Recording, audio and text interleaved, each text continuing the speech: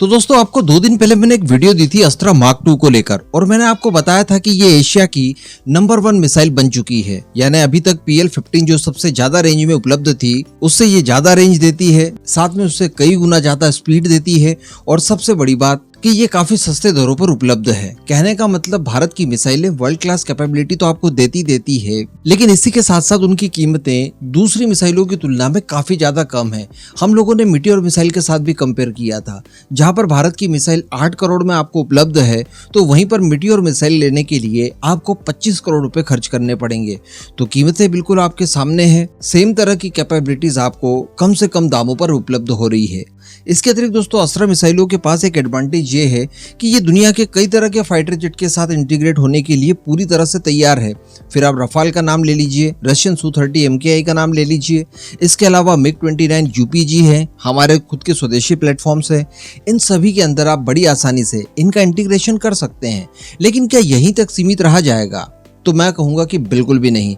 आप सभी को याद होगा, मैं आपको पहले कई बार कह चुका हूं कि रफाल के जरिए ही भारत की मिसाइल अस्त्रा मिसाइल पूरी दुनिया में छाने वाली है, क्योंकि रफाल का जो मेन वेपन है वो मीटियोर मिसाइल है और उसकी तुलना में भारत की मिसाइल उतनी ही कैपेबिलिटी के साथ कम से कम प्राइस रेट पर आपको मिल सकती है। और चूंकि इसकी परमिशन भी फ्रांस की तरफ से पहले ही दे दी गई थी, एक MOU साइन हो चुका था, तो ये दुनिया भर में एक्सपोर्ट को काफी ज्यादा आकर्षित करेगी।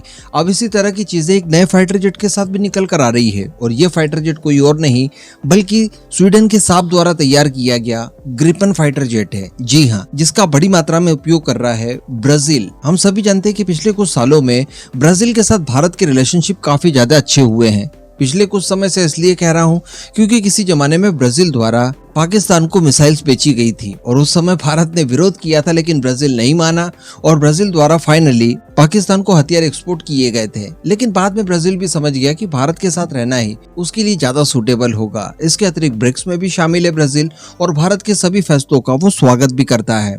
अब इसी सीरीज में बताया ये जा रहा है कि इसी अगस्त मंथ में, जिसे खत्म होने में कुछ ही दिन बाकी है, इसी मंथ में ब्राजील के सेना प्रमुख भारत आने वाले हैं, जहां पर वो भारत की डिफेंस तैयारियों के बारे में जायजा लेंगे और साथ ही एक ब्रीफ देंगे अपनी डिफेंस तैयारियों को लेकर। ये इसलिए हो रहा है क्योंकि इसके पीछे बताया ये जा रहा है कि भारत और ब्राजील उन संभावनाओं को तलाशने की कोशिश कर रहे हैं जिसके तहत टेक्नोलॉजी ट्रांसफर एक दूसरे देश को की जाए, कुछ ज्वाइंट वेंचर किए जाए और दोनों देशों के लिए जो जरूरी वेपन्स है उसके लिए संयुक्त रूप से विकल्प खोजे जाएं। यानी ऐसे ज्वाइंट वेंचर चलाए जाएं जिसके तहत दोनों देशों की जरूरत को पूरा किया जा सके, जिसके लिए मैंने आपको बताया कि टेक्नोलॉजीज का ट्रांसफर भी एक दूसरे के साथ किया जाए। इन सब को लेकर गहन चर्चाएं की जाने वाली है।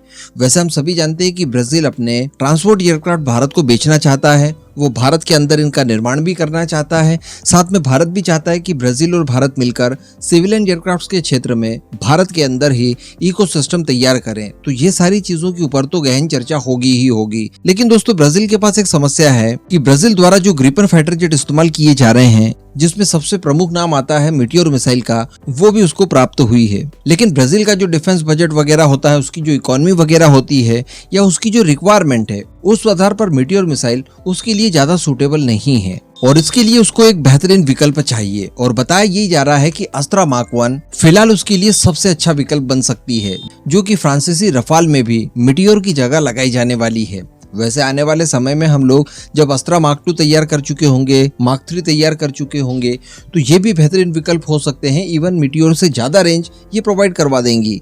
लेकिन फिलहाल की बात की जाए तो अस्त्रा मार्क 1 जो कि 110 किलोमीटर की रेंज देती है, ये ब्राजील के लिए सबसे ज्यादा सूटेबल मिसाइल हो सकती है। और बताया जा रहा है कि ब्राजील के साथ इन्हीं मिसाइलों को लेकर बातचीत शुरू होगी, जो कि बताया जा रहा है कि काफी सस्ते दरों पर ब्राजील को उपलब्ध भी कराई जा सकती है और शुरुआती तौर पर अस्त्रा मिसाइल $1 मिलियन के आधार पर उसे प्रोवाइड करवाई जा सकती है। यानी ईच मिसाइल $1 मिलियन के आसपास उसे पड़ जाएगी, जो कि उसे BVR कैपेबिलिटी तो देगी ही देगी, यानी 110 किलोमीटर रेंज में, और साथ में मीटियोर मिसाइल का जो भारी भरकम खर्च है उसको भी ये काफी हद तक सीमित कर देगी। यानी जो ब्राजील द्वारा स्वीडन के F-39E ग्रिपन फाइटर जेट खरीदे गए हैं, उनका मेन वेपन तो नो डाउट मीटियोर मिसाइल होने जा ही रहा है। इसके साथ साथ IRIST जो शॉर्ट रेंज में क्लोज कॉम्बैट मिसाइल है वो होगी ही होगी।